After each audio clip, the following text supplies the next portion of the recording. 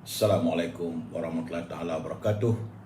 Salam pertemuan, salam pencerahan, salam di alam maya untuk teman-teman yang berkesempatan bersama dengan saya malam ini dalam pencerahan-pencerahan dan melaporkan situasi negara saat ini, saudara. Apa khabar saudara Ali Abdullah Fuhui? Terima kasih hadir. Saudara Muhammad Nasir, Waalaikumsalam.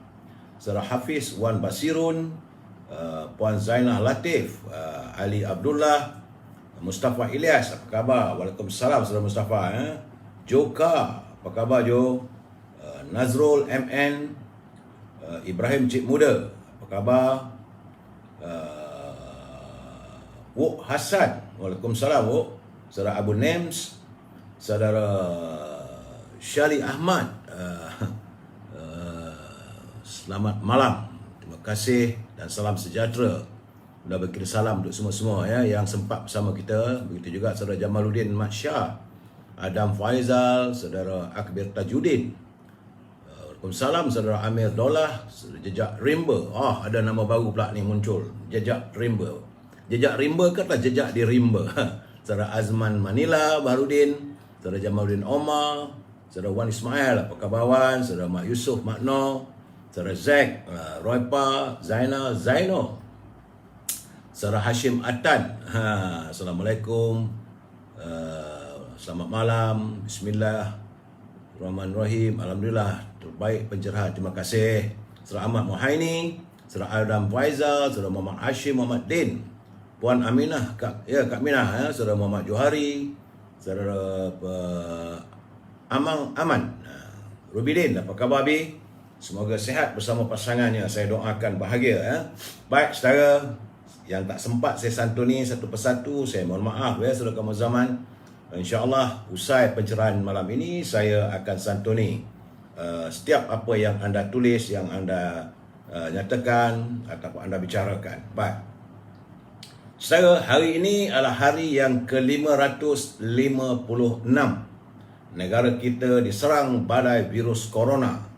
Hari ini Ahad 26 September 2021.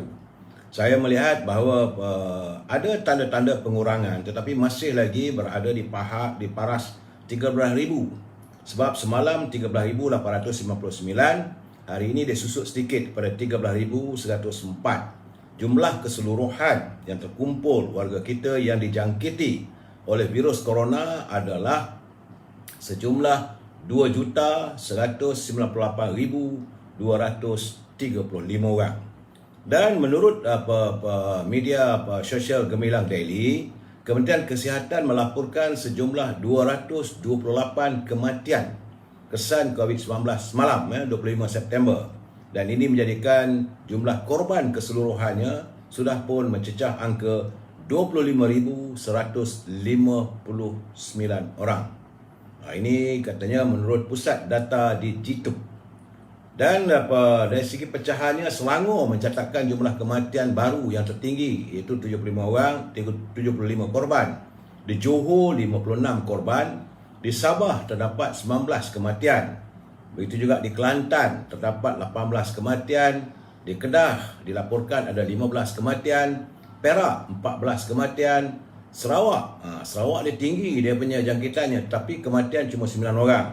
Di Pulau Pinang 8 orang, Melaka ada 4 orang, Terengganu 4 korban, di Pahang ada 3 dan di Kuala Lumpur Wilayah Persekutuan ada 3 korban. Bagaimanapun syukur alhamdulillah tiada kematian baru dilaporkan di Negeri Sembilan, Perlis, Labuan dan Putrajaya. Jadi dari purata katanya sejumlah 332 kematian COVID-19 dilaporkan setiap hari dalam 30 hari terakhir. Sehingga kini 8,504 kematian kesan daripada COVID-19 dilaporkan pada bulan September. Itu sebanyak 7,642 kematian dilaporkan bulan Ogos. 3,858 kematian pula pada bulan Julai dan 2,380 kematian pada bulan Jun serta 1,302 korban pada bulan Mei. Jadi artinya peningkatan kematian itu amat ketara sekali. Itu yang saya dapat laporan daripada Gemilang Daily yang katanya daripada Kementerian Kesihatan. saya tak boleh nak mengesahkan 100% kerana ini sekadar laporan yang saya culit daripada laporan media sosial Gemilang Daily. Sementara itu untuk harian seperti biasa di negeri-negeri, Perlis hari ini naik balik. Tiba-tiba daripada 17 malam dia naik kepada 80 orang. Di Kedah juga ada peningkatan daripada 708 orang kepada 721. Tapi Pulau Pinang ada susut kepada 955. Begitu juga di Perak daripada 1128 kepada 994. Di Selangor juga susut, semalam 2341, hari ini 1558. Wilayah Persekutuan juga susut daripada 310 kepada 270. Putrajaya susut daripada 37 kepada 24. Di Negeri Sembilan juga nampak gayanya ada berkurangan daripada 154 kepada 165. Begitu juga di Melaka daripada 401 kepada 362. Tetapi di Johor ada peningkatan. Semalam 1377 dan hari ini 1455. Bagaimanapun di Pahang susut daripada 779 kepada 604. Begitu juga di Terengganu daripada 760 kepada 685. Tetapi di Kelantan, saudara, warga Kelantan memperlihatkan ada peningkatan. Dia susut 2 hari lepas daripada 1264 4 hari dulu kepada 910. Kemudian dia naik sedikit kepada 1170 dan hari ini di Kelantan mencatatkan kenaikan sejumlah 1,206 orang warga Kelantan yang dijangkiti oleh virus corona. Begitu juga di Sabah, juga daripada 962 kepada 1,078 orang. Dan di Labuan susut daripada 5 kepada 4. Sarawak masih lagi tinggi daripada 2,712 kepada 2,943. Itulah gambaran yang dapat saya berikan berhubung dengan COVID-19 yang melanda negara kita ini. Belum ada tanda-tanda pengurangan yang ketara yang kita harapkan. Kalau boleh biarlah jangkitannya 2 atau 3, 10 ke 20 tu okeylah. Ini ribuan lagi. Macam di Sarawak masih lagi 2,943. Sebagaimana yang saya katakan, negeri-negeri yang di pesisiran Laut Cina Selatan itu mudah sangat jangkitannya. Kita tak tahu kenapa. Jadi kita mengharapkan agar Kementerian Kesihatan mengkajilah segera bagaimana kedudukannya. Bagaimanapun saya juga ingin melaporkan tentang ramalan kaji cuaca. Dalam keadaan sekarang ni bila musim hujan, saya khawatir maka virus corona ni akan mudah mencecah. Saya juga terkesan saudara. Pagi dia panas sekejap, lepas tu masuk tengah hari dia terus sejuk. Ribut petir dijangka akan melanda ribut petir, hujan lebat dan angin kencang. Dijangka di negeri Perlis, keseluruhannya di Kedah, di Pulau Pinang. Bagi negeri Perak iaitu di Kerian, di Larut, Matang, Selama, Kuala Kangsar, Manjung. Warga Manjung, orang kampung, teman kampung Teman tu di Manjung tu, jaga-jaga. Sebab masih lagi ada ribut petir yang dijangka melanda saudara. Mana teman kita, ada kawan kita ni masuk pula. Aduhai.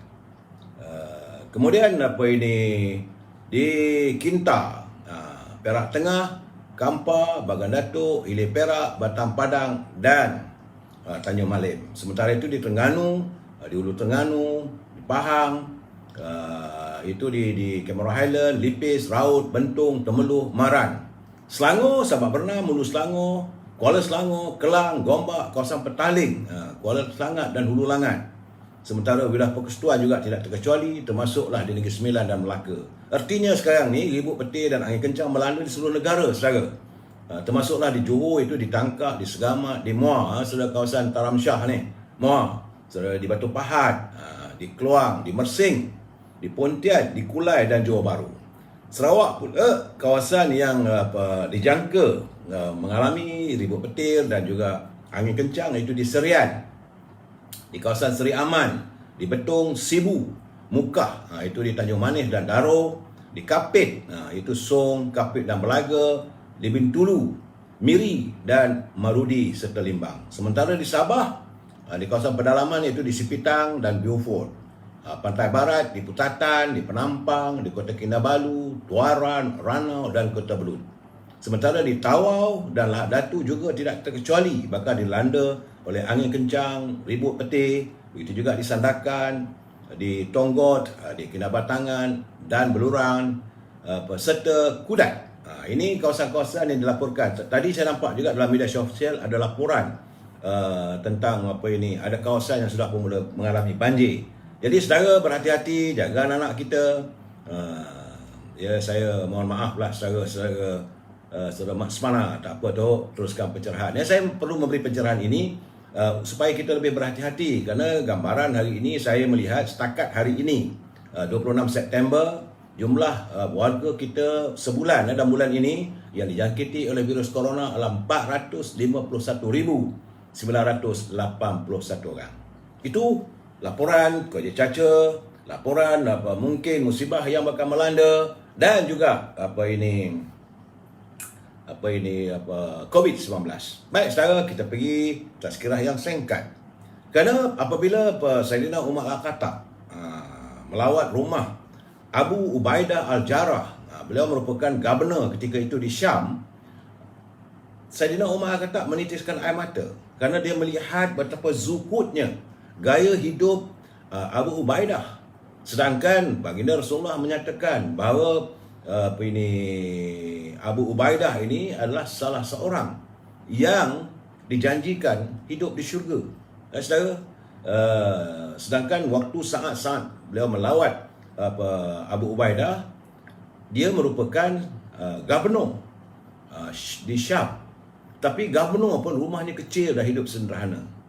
Sebagai pemimpin Islam waktu itu, Saidina Umar Al-Khattab apapun digelar sebagai Amirul Mukminin, beliau tidak mengecualikan sesiapa pun dari peraturan dan sistem pentadbiran urus takbir yang diamalkan di bawah pentadbirannya.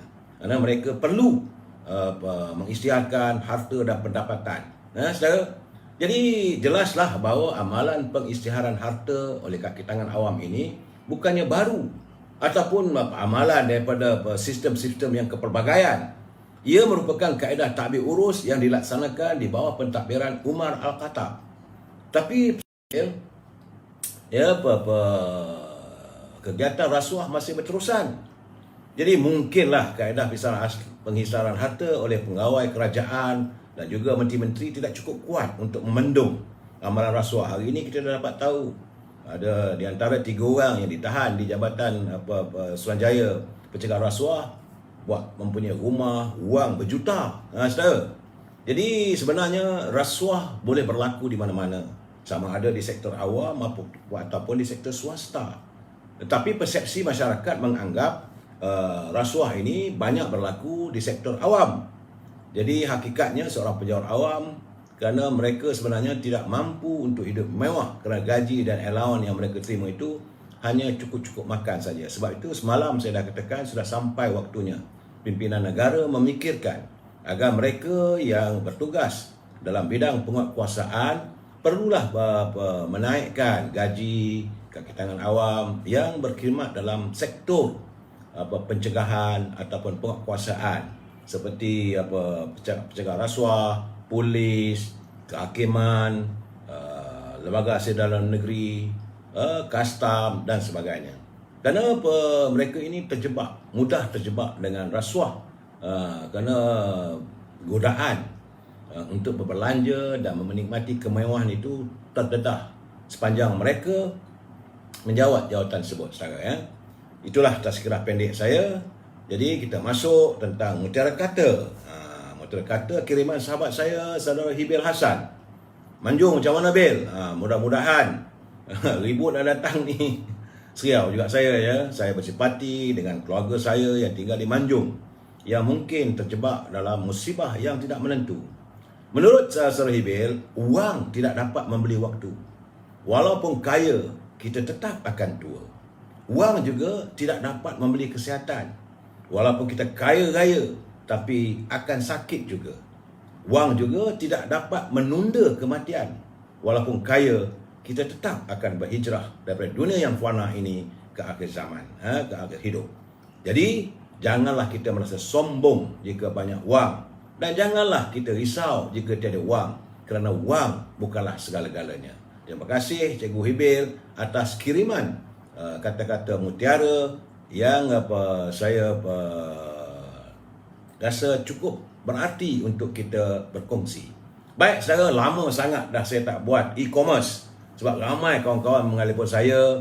Dia kata, bila Datuk nak buat e-commerce ni? Jadi kepada teman-teman, bermula minggu ini saya buka baliklah. Kita mohon izin teman-teman dalam 5 minit pertama itu untuk saya mewawarkan produk kawan-kawan kita dalam e-commerce untuk mereka mencari rezeki yang halal. Saudara. Jadi kalau teman-teman yang ada produk atau bahan-bahan untuk diwawarkan, sila hubungi Azhar di talian 011 330 41241. 011 330 41241. Berhubunglah dengan beliau supaya dapat dimasukkan segmen anda. Kalau banyak sangat pun nanti orang marah pada saya pula ya. Jadi saya minta celipan dalam tempoh 5 minit saja. Jadi teman saya, sahabat saya mengharapkan beliau berjaya dalam usaha dagangnya, terutama sahabat kita saudara Zul. Saudara Zul boleh saudara hubungi 019 917 04495 019 917 04495, iaitu toko jamu di Kemaman. Jauh saudara. Jadi malam ini saya perlu memberi pencerahan tentang dua produknya. Itu pertama sekali adalah virgin coconut oil ataupun minyak kelapa muda. Tapi dia bagilah ada free giftnya, iaitu minyak gamat untuk melegakan lenguh-lenguh. Jadi Vico ini digunakan untuk membantu merawat kulit, membantu menguatkan gusi kalau sakit gigi sebagainya, membantu rawatan kalau sakit akma, membantu masalah kencing manis. Boleh diminum, boleh disapu pada kulit dan rambut. Ini produk daripada sahabat kita saudara Zul Kemaman. Dan satu lagi, saya minta maaf pada Zul, lama dekat setahun saya tak membuat e-commerce-nya ya. Jadi yang kedua adalah madu Arab original. Ini dia madu Arab. Elok saya. Madu Arab original ini dia ada bagilah free gift-nya, itu kayu sugi dan minyak gamat. Jadi madu Arab original ni adalah untuk membantu menambah tenaga ataupun sumber nutrisi, itu multivitamin B ya, meningkatkan perkembangan otak dan minda serta melancarkan pencernaan dan penghadaman, meningkatkan imunisi melawan penyakit. Saya tengok ni madu Arab original ni kira dari Arab lah. Memang madu yang terbaik datang dari Arab. Kita pun ada ya, produk kita madu tulakang. Tapi itulah yang dapat saya wawarkan untuk malam ini. Jadi teman-teman yang mahu mendapatkan produknya boleh hubungi dalam e-commerce, berhubung dengan saudara Zul 009-917-04495 Toko Jamu Kemaman. Saya mendoakan agar saudara Zul berjaya dalam usaha dagangnya. Saudara, kita berusaha lah. Ingat saudara bahawa 9 daripada 10 pendapatan terbaik adalah daripada hasil perniagaan. Baik saudara, usai pencerahan saya malam ini. Salam impian moratorium dan kumpulan wang simpanan pekerja RM10,000. Ingat, kalau negara berbelanja tanpa had, negara bakal muflis. Tentang moratorium, belum lagi saya dapat pencerahan, belum dapat pengesahan daripada Kementerian Kewangan ataupun Bank Negara. Tapi yang jelas, bank sudah mula mengejar. Sebab mungkin dia kata ada yang dah dapat bantuan dan sebagainya. Jadi bank mula menghubungi, sedangkan bukan kita tahu bahawa dapatan bantuan yang semua ini prioriti sedikit sangat, ciput saudara. Begitu juga dengan pengeluaran wang kumpulan simpanan pekerja. Besok hari Isnin, teman-teman yang minta pengeluaran, silalah berhubung dengan pejabat kumpulan wang simpanan pekerja untuk melihat kalau ada rezeki saudara. Dan yang kefahaman saya, bank ada KWSP hanya mengizinkan pengeluaran sejumlah RM1,000 saja. Itu kalau yang minta RM5,000 tu dia bagi RM1,000, bulan depan RM1,000, begitulah keadaannya. Sedangkan macam saya katakan semalam, yang diwawarkan oleh kumpulan simpanan pekerja 49% di bawah RM10,000, tapi bagaimana yang di atas RM10,000? Ramai. Jadi sepatutnya izinkanlah mereka mengeluarkan kumpulan wang yang disimpan dalam tabung hasil penat lelah mereka, bukan sedikit. Jadi ketua pegawai eksekutif kumpulan wang simpanan pekerja, perhatianlah dengan untuk nasib warga kita. Dalam keadaan susah begini, inilah saatnya. Betul, wang itu digunakan untuk zaman tua, tetapi tak semestinya nak disimpan sampai waktunya. Dalam keadaan COVID begini, belum tahu lagi sampai usianya sampai 65 tahun dan sebagainya. Tak tahu kita, saudara. Itulah yang saya dapat memberi pencerahan sedikit tentang kumpulan wang simpanan pekerja, saudara. Kita harus menuntut, terus menuntut, saudara. Sebab Perdana Menteri dan Menteri Kewangan dah menyatakan boleh pengeluaran 10,000 secara tuntas. Tapi soal kita bila? Boleh, memang boleh lah. Tapi kalau akan berakan-akan lah kita, saudara, ya. Saudara John Ringu diketuai alien dari planet lain. Jangan alien, diketuai alien Malaysia. Alien Malaysia gila duit, alien planet lain gila teknologi. Apalah saudara John Ringu. Saya kadang-kadang saya sempat tengok juga saudara Nasarudin, saudara Azmem Makmur, saudara Azro, saudara Bandi ini di Instagram, Man Omar. Kalau saya tak sempat santuni, jangan marah saudara, sebab saya perlu memberi pencerahan. Baik saudara, tajuk perbincangan kita malam ini adalah rancangan Malaysia ke-12. Ke mana kita? Sebab besok Perdana Menteri akan mengumumkan rancangan Malaysia yang ke-12. Saya lihat daripada gambar, daripada media sosial, tebal dia punya perancangannya. Apakah yang Amat Berhormat Perdana Menteri menghafal ataupun digest, dapat melihat keseluruhannya. Kerana penyerahan itu dilakukan oleh Datuk Mustafa Mohamed. Tak tahulah kita, sekejap lagi saya akan beri pencerahan sedikit, saudara, ya, tentang rancangan Malaysia ke-12 ke mana kita. Sebelum itu, kita santun dulu pantun Pak Nazir. Apa kata Pak Nazir? Berhati tulus anak Pak Tani, cekal mantap warisan diterima. Projek dilulus, menyenang kroni, rakyat tetap ditakut lama. Itulah jadi kalau projek-projek mega dan sebagainya diluluskan, tapi akhirnya hanya untuk kroni saja. Rakyat tetap ditakut lama, masih lagi hidup dalam kesusahan penuh dengan penderitaan. Kata Pak Nazir lagi, pintu diselak pagi hari, berbekal nasi ke kebun duku. Pemimpin ditolak, diangkat menteri. Anehnya demokrasi di tanah airku. Jadi pemimpin yang ditolak, yang orang tak terima bila ada pilihan raya, tak ada, rakyat tak terima dia, tapi diangkat menteri. Inilah anehnya demokrasi di tanah air kita. Jadi akhirnya kita lihatlah banyak berlaku kepincangan. Saya lebih-lebih tak maulah nanti orang kata saya ni kerja lain tak ada, kira nak balun aja. Tapi itulah realitinya. Tu jadi Muhammad Hamdi Ayah, kebelakangan tu nampaknya kita ke belakang kita tu. Yalah, ke belakang lah nampak. Ke mana kita? Ke belakang ke depan? Sekejap lagi saya santuni. Sebab saya perlu memberi peringatan kepada mereka yang menyunting laman saya ini ataupun live saya ini dan dimasukkan ke channel YouTube, maka anda adalah bertanggungjawab atas setiap suntingan.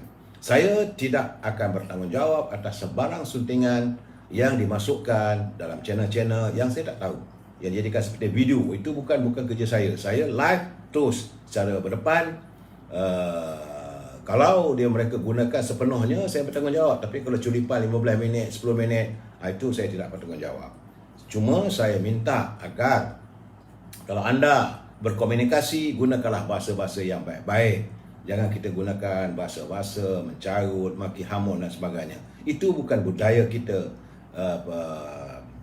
waktu kita berbicara dengan teman-teman. Ingat saudara, ya, pencerahan ini adalah pencerahan politik di mana bahan-bahannya saya dapat melalui pembacaan dan juga pengalaman-pengalaman masa silam saya serta bicara saya ataupun perbualan saya dengan pimpinan-pimpinan negara.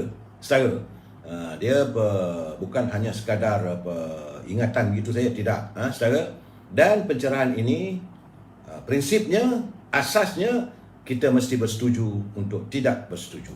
We must agree to disagree. Jadi kalau saudara bersetuju, alhamdulillah. Tak bersetuju, jangan marah saya. Saudara Syafri Zaira, balon, jangan tak balon. Saya nak balon saja pun kita tengok juga saudara, ya saudara. Jadi saya mengharapkan agar kita warga cinta damai yang menyantuni harmonis. Saya mendoakan agar kita semua bahagia. Saya memberi pencerahan, anda menerima ataupun menolak, terpulang secara. Baik, hari ini saya ada sedikit kelegaan bila kita mendengar dia yang molek-molek daripada Perdana Menteri.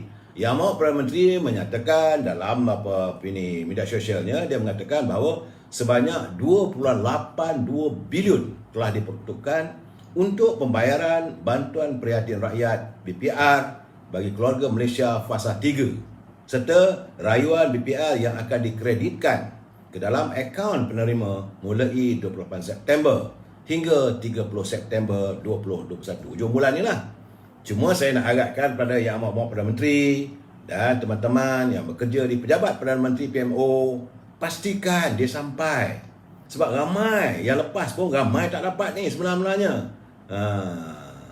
Saudara Abdul Karim Siddiq Datuk, kita berdoa lah biar cepat PRU 15. Itu memanglah setara. Jadi dalam keadaan sekarang ni, Yang Amat Perdana Menteri membuat pengumuman molek-molek. Tapi biarlah benda itu benar-benar sampai ke matlamat. Kata Yang Amat Perdana Menteri, pembayaran ini akan memanfaatkan selama 3.6 juta penerima. Sedia ada dalam kategori isi rumah dan permohon rayuan BPR yang telah diluluskan. Jadi bila ada kataan begitu tu yang saya kata ada exit clause yang diluluskan, bagaimana tak diluluskan? Perlu buat rayuan lagi. Jadi kata Perdana Menteri, untuk fasa 3 ini setiap penerima bakal memperolehi sehingga 1,400, manakala penerima bayar rayuan BPR akan menerima RM2,300. Bila dengar begitu legalah kita ya, tapi saya risau tak kesampaian nanti. Jadi mereka yang diberi amanah untuk menyampaikan bantuan ini perlulah laksanakannya secara tuntas. Jangan wujudkan banyak birokrasi. Kerana memang kita tahu bahawa kerajaan terus komited untuk memastikan kesejahteraan keluarga Malaysia, terutamanya kumpulan sasa yang terjejas akibat daripada pandemik COVID-19. Jadi kesan daripada itu, kesan ekonomi yang menurun ini, rakyat tak akan meminta kalau tidak ada susah, saudara. Jadi kita mengucapkan terima kasih pada Yang Amat Perdana Menteri atas keperhatian beliau pada rakyat. Tapi pastikan ia sampai. Saudara Samsul Syah, I cannot brain. Tak tahulah saudara. Saudara Mazlan Osman, terima kasih. Saudara JMM Johor, UMNO macam tak ada harapan Datuk untuk menang PRU 15. Kejap lagi saudara. Okey saudara. Dan dalam keadaan begini, saya agak terkesan bila menatap tentang polemik bahawa mereka yang berusia 70 tahun ke atas perlu memulangkan balik lesen sama ada mandu kereta atau motosikal. Ini saya haraplah, sebab cadangan itu datang daripada pihak penguatkuasa polis, bukan keputusan lagi, belum lagi, tapi ada cadangan. Saya harap agar cadangan ini dipikirkan semasak-masaknya. Kena ingat, warga 70 tahun ni kebanyakannya kalau mereka yang tinggal di kawasan pedalaman, di desa-desa, itulah kenderaan yang mereka ada, itu motosikal, bawa penghasilan daripada ladang dan sebagainya. Kalau usia mereka juga ada 70 tahun, 75 tahun. Jadi kalau mereka perlu menyerahkan lesen, takkan kita nak tengok tidak ada pemandu yang tidak ada punya lesen. Jadi bagi saya, kalau mereka nak serahkan, biarlah mereka serahkan. Jadi tidak dijadikan had. Jadi Yang Amat Menteri Pengangkutan, let it be more sensible. Saudara pun dah 60 tahun lebih. Jadi memanglah menteri tak ada masalah, ada supir, ada pemandu. Rakyat biasa macam mana? Saya sekarang ni 65 tahun. Takkan 5 tahun lagi saya dah tak boleh memandu. Ini dah mengarut dah saya kata. Jadi saya mengharapkan eloklah jangan diutarakan sebarang cadangan yang bagi saya mengarut. Biarkanlah. Dan kajilah berapa banyak kemalangan yang melibatkan warga berusia 70 tahun ke atas. Yang kita tengok, bukan nak kata pula lah, anak-anak muda yang jadi mak rempit yang banyak kemalangannya. Jadi kalau dia dah tua, anak-anak pun tak bagi bawa kereta. Macam saya, kadang-kadang bila saya nak memandu, anak-anak sibuk dah, jangan, papa dah tua. Berartinya mereka dah memberi peringatan. Cuma kita degil lah. Artinya bukan kita tak ada kemampuan. Yalah, memanglah saya pun pernah terterap juga saudara. Tergolek dok jatuh motor. Itu keadaannya. Jadi saya mengharapkan agar Kementerian Pengangkutan berfikir sebelum melontarkan meresahkan rakyat. Tak guna pun negara sekarang ni. Why must you touch about the license? Fikirkan macam mana nak memperbaiki sistem pengangkutan jalan. Itu yang paling penting. Bukan nak menekan rakyat. Ini saya melihat lepas satu pengumuman lebih tak ada menekankan rakyat. Sebab itu saya semalam Kelab Sahabat 87 yang dipimpin oleh saudara Rahim, saudara Syabuddin Embun telah mengadakan satu sidang media bahawa kumpulan sahabat N87 menuntut agar Perdana Menteri segera mengadakan RCI ataupun Royal Commission of Inquiry, iaitu Suruhanjaya Siasatan Diraja, berhubung kenyataan mantan pegawai negara Tommy Thomas. Dan Tommy Thomas ada menulis dalam buku yang diterbitkan, benda ni dia tular di media sosial semua, kerana dalam tulisannya dia menyebut bahawa adanya campur tangan politik untuk menekan musuh-musuh politik yang waktu itu musuh-musuh politik Perdana Menteri dan sekutu dengannya. Ini keadaan sekarang. Jadi sebab itu kita perlu mewujudkan Royal Commission ataupun Royal Inquiry ataupun Suruhanjaya Siasatan Diraja ini, kerana kita melihat bahawa kebejatan dalam sistem perundangan negara kita itu sudah jadi rosak. Ini keadaannya. Jadi kerana kalau mengikut daripada buku tulisan Tommy Thomas, adanya campur tangan eksekutif dalam pentadbiran judiciary.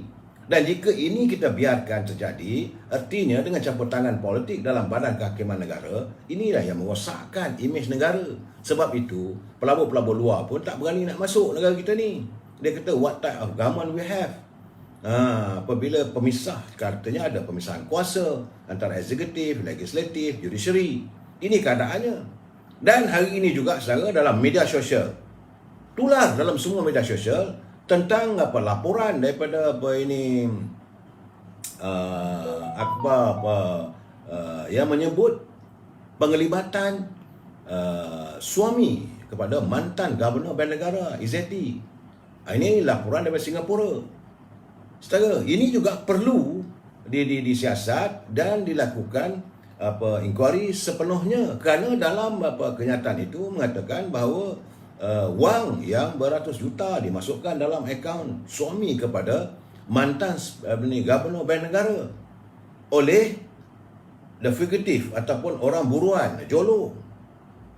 Ini menyangkut soal pembicaraan SRC, lembaga hasil dalam negeri, YMDB dan sebagainya. Jadi kita mengharapkan agar ada siasatan secara terperinci. Sebab kalau boleh bawa ke mahkamah lah suami pada Zeti ini untuk belum menjelaskan keadaan mana boleh. Sebab itu saya kata tak adil lah. Bukanlah saya nak memenangkan Datuk Seri Najib, tetapi bagi saya takkan dia seorang saja dikenakan. Orang lain bebas. Nek Faizal mana, Jolo mana, suami Izzati dan kumpulan-kumpulan mereka. Mereka ini yang mengaut keuntungan, mengaut kekayaan. Tapi dituduh satu orang, bagi saya tak adil lah. Nak mencari keadilan kena melibatkan semua pihak lah. Itu pandangan saya, saudara. Sebab itu saya lihat saudara Sahar Abu Sama, dia kiriman dia semalam, dia kata adalah sesuatu yang agak sinis. Dia kata bila jika negara luar lebih menghargai buah fikiran ataupun idea Bernas dan Seri Najib yang terbukti berjaya meletakkan Malaysia di kedudukan terbaik di mata dunia. Ini kerana semalam saya nyatakan sempena perayaan sambutan ulang tahun negara di Arab Saudi. Mereka sudah melakukan reform ataupun islah tentang ekonomi, dan mereka menggunakan formula yang diutarakan oleh Datuk Seri Najib sewaktu beliau menjadi Perdana Menteri. Dalam kunjungannya ke negara-negara Arab, ada perbincangan. Jadi apa yang mereka lakukan sekarang adalah mengikut acuan yang dilontarkan oleh Yang Berhormat Datuk Seri Najib. Kenapa kita pula mengenepikan? Jadi kadang begini saya harap Yang Berhormat Datuk Ismail Sabri berfikir. Kita tak suruh lantik sebagai penasihat ekonomi, tapi acuannya, buah tangannya, kalau benda tu baik, gunakanlah, saudara. Saya bukan nak menang mana-mana pihak, saudara. Tapi bagi saya yang benar tetap benar.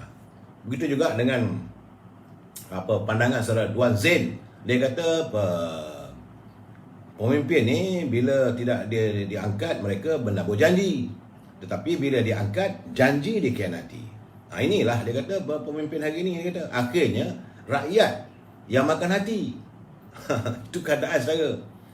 Saudara Seven Wahab Bro pula dia kata dia minta saya mengulas tentang pelapis dalam UMNO yang kurang diketengahkan berbanding parti pembangkang seperti PKR dan sebagainya. Memang benar. Saya dah utarakan 1 minggu lebih bahawa PKR, Parti Keadilan, menyantuni anak-anak muda. Dan memang pun parti tersebut digerakkan oleh anak muda, bukan orang yang dah ganyot usia. Anak-anak muda banyak bergerak dalam kegiatan untuk Parti Keadilan. Tapi sedang kita ada, bukan tak ada, pergerakan pemuda UMNO di bawah pimpinan Dato' Ashraf. Begitu juga dengan pergerakan Puteri. Cuma kita perlu meningkatkan lagi. Dan kalau boleh beri peluang lebih banyak lagi. Beri peluang agar kilang pemuda ini dapat melahirkan lebih ramai pimpinan masa depan negara. Itu keadaannya saudara.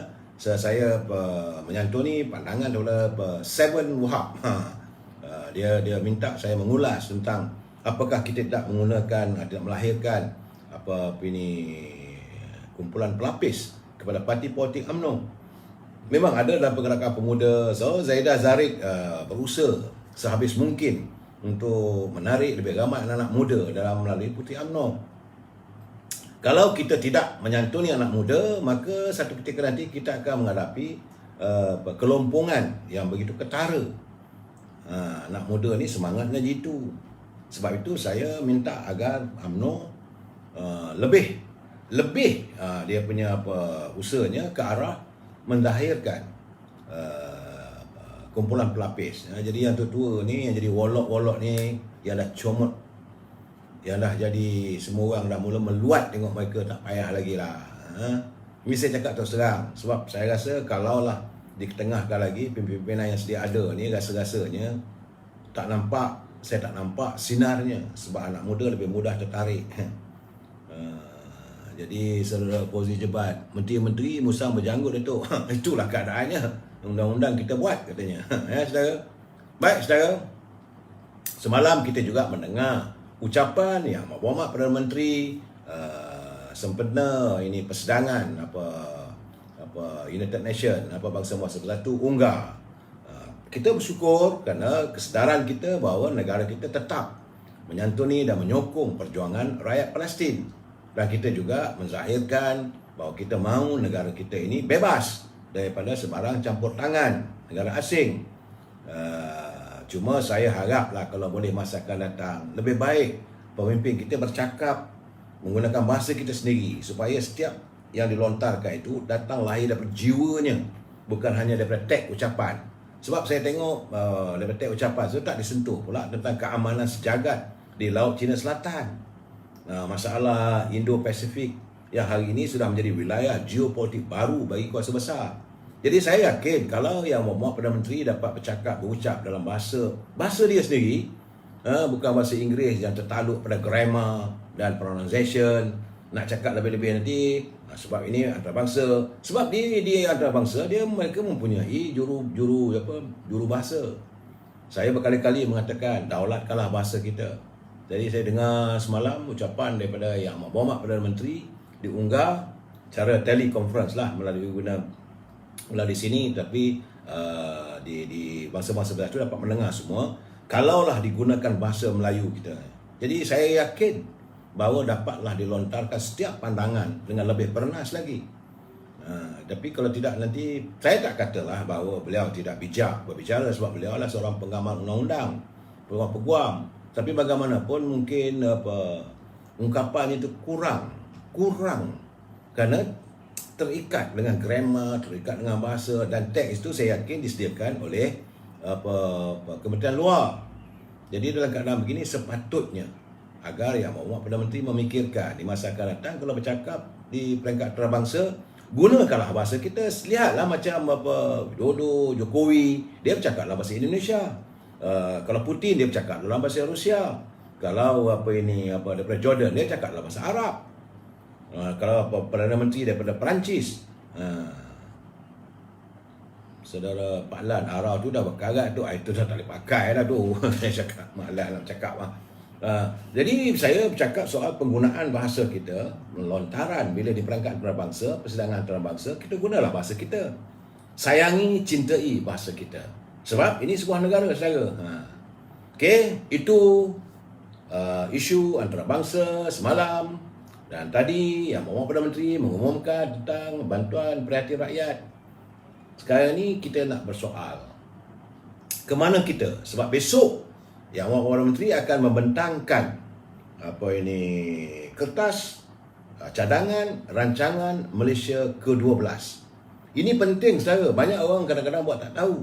Sebab rancangan Malaysia ni di tiap-tiap 5 tahun Perdana Menteri akan mengutarakan di Parlimen untuk mendapat kelulusan. Jadi saya tengok dari segi kertas cadangan yang diserahkan oleh Datuk Mustafa Mohamad kepada Perdana Menteri tebal. Saya tengok, ini setebal buku Desa Pingitan. Zaman saya dulu tu buku Desa Pingitan lah, teks sastranya tebal, saudara. Macam mana Perdana Menteri nak digest? Saya mengharapkan agar Yang Berhormat Perdana Menteri telah pun digest ataupun dapat menjiwai konten ataupun isi kepada kertas cadangan rancangan Malaysia yang ke-12 yang akan dibentangkan besok. Jadi saya perlu memberi ini sekadar ilmu sedikit, saudara, ya. Bahawa rancangan Malaysia ni dia telah pun diwujudkan, diasaskan sejak tahun 1955. Jadi tiap-tiap 5 tahun dia berubah. Kerana pada tahun 1950 hingga 1955, waktu itu kita mewujudkan draft kemerdekaan. Rancangan Malaysia, pimpinan waktu dulu, draft untuk kemerdekaan. Kemudian daripada tahun 1956 sehingga 1960 adalah rancangan dalam pengisian kemerdekaan. Kemudian daripada mula tahun 1961 hingga 1965, itu merupakan rancangan Malaysia yang kedua sebenarnya, di mana kita mewujudkan ataupun Perdana Menteri pimpinan negara waktu itu melakarkan lestari pembangunan negara kita daripada tahun 1961 hingga 1965. Kemudian itu yang dia kena pasti mula daripada 1966 hingga 1970 itu disebut sebagai rancangan Malaysia yang pertama, 1966-1970. Dan sebenarnya, saudara, saya sempat berada dalam pelaksanaan rancangan Malaysia yang pertama itu 1966-1977, kerana waktu itu saya dapat melihat bagaimana hutan-hutan dibongkar, prasarana mula dibangunkan.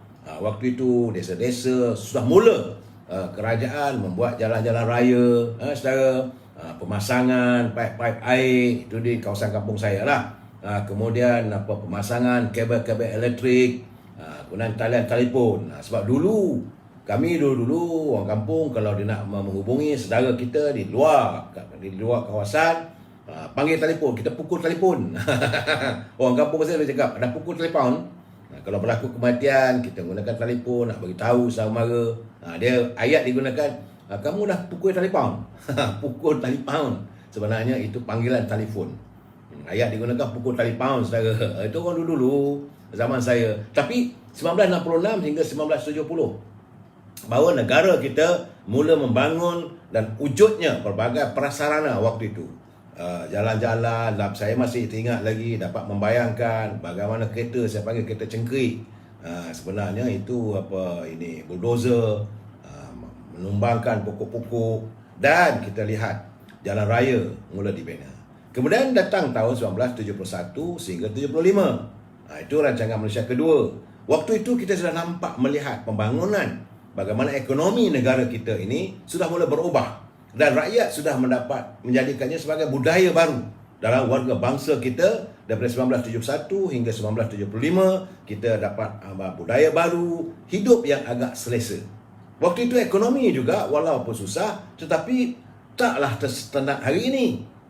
Saudara, kemudian 1976 hingga 1980, itu rancangan Malaysia ketiga.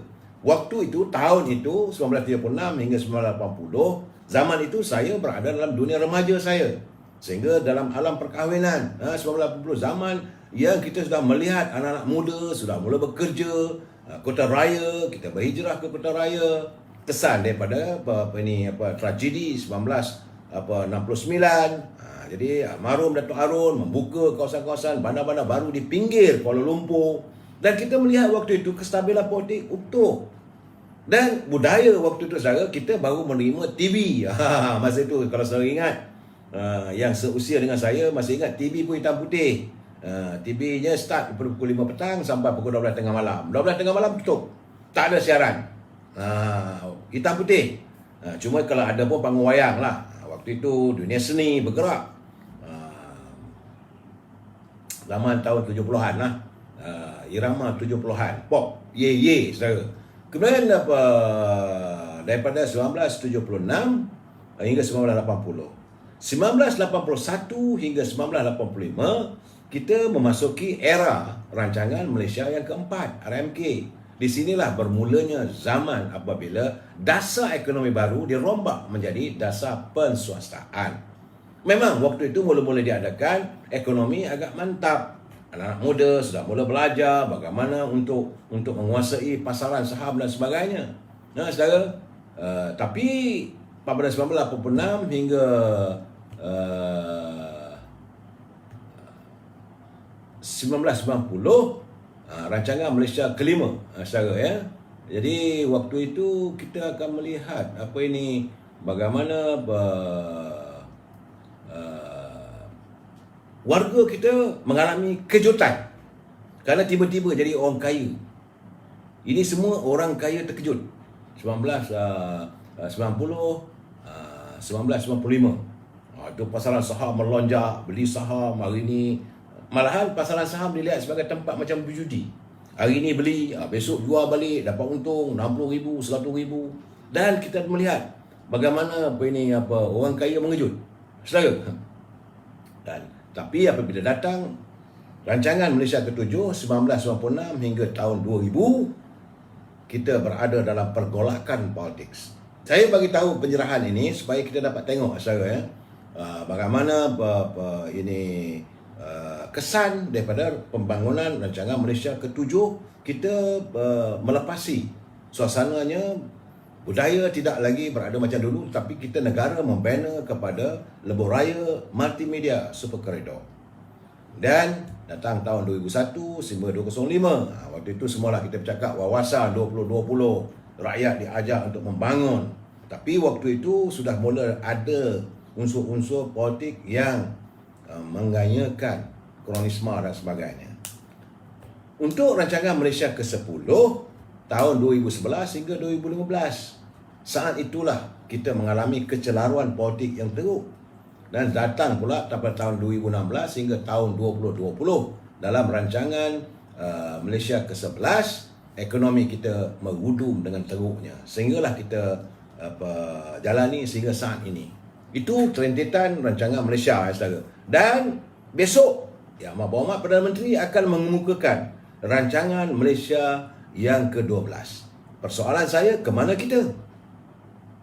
Sebab beliau Yang Berhormat Perdana Menteri menyatakan negara kita diumpamakan sebagai sebuah rumah, sebuah keluarga. Sebab itu saya katakan, kalau sebuah keluarga, siapa bapanya, siapa ibunya, siapa abang sulungnya, siapa adiknya. Saudara Mat Semana, LLN, Lembaga Letik Negara masa itulah, dapat sekitar tahun 1970, barulah kita kenal petik di topi tengah menyala, api dalam air dalam bosi. Waktu itu LLN, Saudara Mat Semana.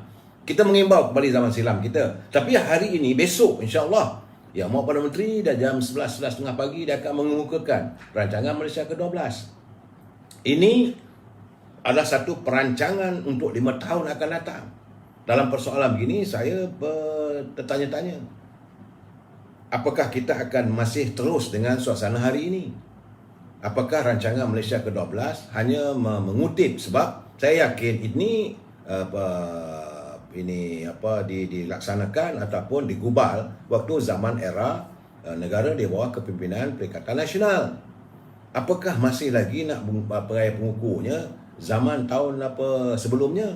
Apakah kita masih lagi bergiat dalam keadaan pasaran yang seperti dulu, yang tidak mengikuti peredaran zaman? Kerana sepatutnya dalam membentangkan rancangan Malaysia ke-12, umpama sebuah rumah, inilah masanya Yang Berhormat Perdana Menteri menyatakan atap apa yang perlu ditukar, kayu mana perlu diganti, lantai mana yang perlu ditukar, kalau ada anak-anak perlu dibuang, kalau ada parasit perlu dihakiskan. Kalau umpama sebagai negara sebagai sebuah rumah, kena mesti juga dicari upaya. Macam mana kita nak cari modal dalam keadaan sekarang? Bukan boleh cakap molek-molek. Ya saudara. Jadi ini menyentuh tentang perniagaan dalam dunia sektor komersi. Sebab at the end of the day, yang akhirnya rakyat nak tahu apa akan jadi pada perut saya. Takkan nak biarkan perut saya berkeroncong. Takkan dibiarkan anak-anak saya kelaparan. Takkan keluarga saya miskin sedangkan anda pemimpin terus kaya raya. Jadi kalau melalui rancangan Malaysia ke-12 ini, kononnya nak diwujudkan mega-mega projek. Apakah projek itu dapat dikongsi oleh rakyat? Atau hanya untuk kroni saja? Dan sebab itu kita harus melihat. Saya tak tahulah. Sebab saya bertanya-tanya apa resepinya. Macam kita kata macam kedai nasi kandar sekarang ni banyak. Apa rempah ratusnya? Mana boleh sebut aja ni nasi kandar. Mana boleh saya dulu. Sekarang nasi kandar pun sekarang dah boleh ada e-commerce-nya. Saudara, takkan nasi kandar dengan lauk ikan dan toge saja. Ini gambaran saya cuba memberi pencerahan yang semudah mungkin untuk saudara melihat besok Yang Bawa Perdana Menteri akan mengemukakan rancangan Malaysia ke-12. Saya mengajak anda semua kalau boleh spend some time, dengar betul-betul, hayati apa yang akan dilontarkan oleh Yang Bawa Perdana Menteri. Saya mengharapkan kita memasuki jajaran baru, tidak lagi boleh mengikut cara lama. Sebab kita tidak mahu lagi negara kita ini dikenali sebagai negara pengguna. Sudah sampai masanya kita tidak lagi dilihat sebagai negara pengguna. Sebab kalau kita negara pengguna, segala-galanya kita import. Segala-galanya. Dari segi makanannya, dari segi produknya, pakaian, semua kita import. Sebab itu akhirnya bila kita import, sedangkan penghasilan tak begitu seimbang, kita terjebak dalam masalah ekonomi yang tengah. Sebab, saudara, satu ketika dulu, negara kita adalah antara pengeluaran chip komputer yang terhebat di dunia. Di Pulau Pinang, di Kuala Lumpur, di Lembah Kelang, kita pengeluar chip. Tapi sekarang ni tak pakai dah. Apakah dicari? Inovasi baru. Jadi selama mana kita boleh bertahan dengan hala cara yang merupakan hiliran. Produk-produk kita, getah kita, pack jual. Minyak kita jual. Minyak kelapa sawit kita jual. Tidak ada huluan. Huluan tu maksudnya industri itu diwujudkan. Saudara, contohnya contohlah saya kata memang sekarang ni saya seronok tengok. Apabila ada produk Musangking, dah ada pula orang dah buat dah sekarang ni aiskrimnya. Tapi takkanlah kita nak bergantung dengan durian crepe je. Mesti kalau kita dah buat aiskrim tu fikir untuk ekspor. Saudara, jangan kita hanya sekadar inovasinya cendol durian. Jadi dalam pembentangan rancangan Malaysia ke-12 ini, sepatutnya pimpinan harus memahami bahawa kita tidak lagi berada dalam era milenial yang menggunakan sistem hubungan optik fiber. Saya kena tahu dulu, 5 tahun dulu, kita banyak menekan kepada optik fiber, 10 tahun dulu. Optik fiber ni ada jaluran, kalau kita menggunakan untuk telefon, jaluran optik fiber itu menggunakan sistem Apache dulu. Apache ni dia gunakan selepas dia guna asap, bila ada peperangan antara bukit dengan bukit, dia guna macam asap sebagai signalnya. Kemudian inovasi Amerika menggunakan sistem light. Bukit sana lampu cap, sini pun lampu, dapat tahu pintalan cahaya. Dan inilah hasilnya mereka mencipta optik fiber. Tapi optik fiber kita, bila kita baru nak merintis optik fiber, negara dunia telah pun pergi ke 5G. Jadi kalau sekarang ni dah kalau menggunakan sistem optik fiber dah ketinggalan zaman. Sebab itu data-data yang kita miliki sewajarnya digunakan untuk melihat bagaimana kita harus menggunakan budaya 5G. Saya kena lihat anak-anak kita, cucu-cucu kita yang berusia 3 tahun, mereka dah tahu nak menggunakan aset bagaimana komputer, bukan komputer, telefon. Macam-macam ada dalam tu. Dan anak cucu kita berusia 3 tahun. Kita yang tua ni boleh ketinggalan bagi mereka. Aplikasi-aplikasi dalam telefon bimbit. Kemudian begitu juga dengan hari ini, bidang perniagaan bukan sekadar buka kedai. Kita harus mencontohi macam mana Jack Ma, yang dulu Datuk Seri Najib cuba nak buka sesuatu tempat, Jack Ma pun lari dah. Dasar kita tak betul. Sebabnya macam Jack Ma tu dia kita sediakan kawasan di tak silap saya dekat dengan berhampiran dengan Sepang maksudnya. 5,000 hektar tanah disediakan supaya kita belajarlah macam mana untuk pembungkusannya, macam mana untuk menjual dan e-commerce. Yang tidak lagi tunggu di kedai malap ini. Tak ada dah sekarang e-commerce. Kak Minah yang berjual nasi lemak pun sekarang ni dah menggunakan sistem telefon. Anak-anak dah ada Grab foodnya, dan zaman dah berubah. So sepatutnya dalam melestari rancangan Malaysia ke-12 ini, pimpinan negara mesti melihat macam mana. Begitu juga penghasilan produk-produk kita. Yang paling penting selalu saya tekankan adalah pembungkusan. Pembungkusan makanan itu, contohnya macam kepek ubi kentang. Cantik pembungkusannya. Yang daripada negara luar. Tapi kita macam mana? Takkan kita nak masih lagi dengan bungkus plastik? Takkan nak gunakan macam dalam media sosial kita tengok goreng kerupuk untuk makan dengan nasi kandar. Mamat daripada Bangladesh ni datang, dia letak kerupuk dalam tu, dia tiup, dia ikat dengan getah. Zaman sudah berubah, saudara. Kita harus mengikuti perkembangan. Kita tak boleh lagi hidup dalam keadaan kejumutan masa. Dan paling penting sekarang ni, kita mesti menggunakan teknologi ini untuk berada ke hadapan. Tak boleh lagi kita menjadi sebagai negara pengguna, kita mesti negara pengeluar. Kalau satu ketika dulu kita maju ke depan mengeluarkan chip-chip komputer, sekarang ni Menteri Sains dan Teknologi bukan fikir macam mana nak fikir untuk wujudkan vaksin. Sebab itu saya dengar bila Kementerian Sains dan Teknologi nak wujudkan vaksin, apakah itu produk yang akan boleh dipasarkan satu dunia? Dan masih lagi terperangkap dengan masalah COVID-19, masalah vaksin.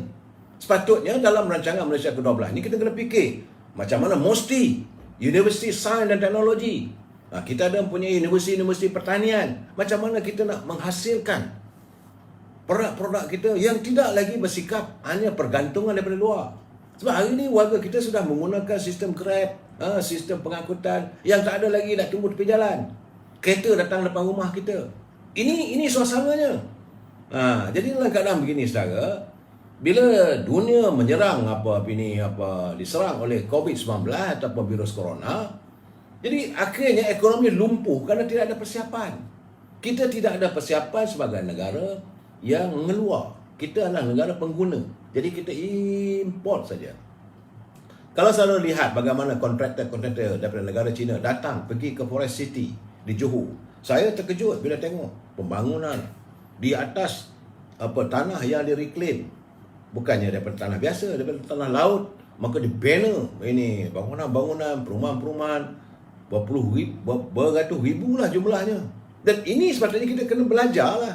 Saya lihat bagaimana Indonesia mula menyerapkan teknologi masa depan. Mereka menggunakan kereta api laju daripada Jakarta nak pergi ke Bandung. Tidak lagi macam dulu dia 3-4 jam atau 5 jam, kadang-kadang sangkut sampai 7 jam. Sekarang 45 minit Kota Jakarta dah sampai ke Bandung. Dan apabila dia membanner satu new township ataupun bandar baru di Kalimantan, saya lihat ini adalah sebagai pinggiran daripada negeri kita. Mereka adalah jiran kita, mereka akan jauh lebih maju.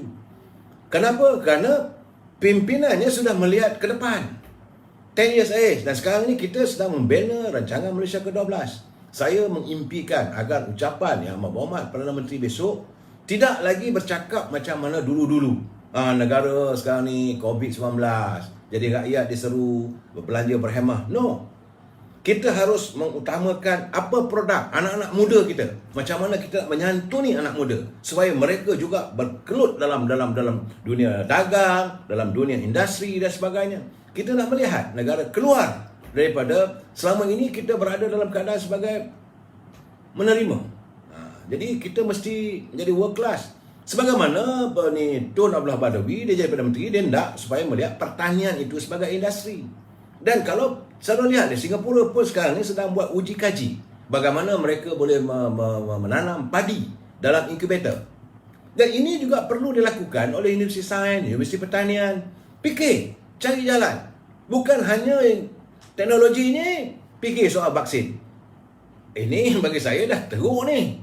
Dan sekarang ni kita mengharapkanlah Begitu juga Kementerian Pertanian harus memikirkan bagaimana kita harus membudayakan masyarakat, warga nelayan kita supaya mereka lebih berani untuk menjadi perusaha atau pengusaha laut dalam. Tidak hanya menjala di pinggiran pantai. Kita tidak hanya mencari rezeki di pinggir-pinggir pantai. Kita harus berani pergi laut dalam. Macam mana negara Korea, negara Jepun. Jadi perlu persiapan kapal-kapal yang boleh diterokai oleh warga bangsa kita.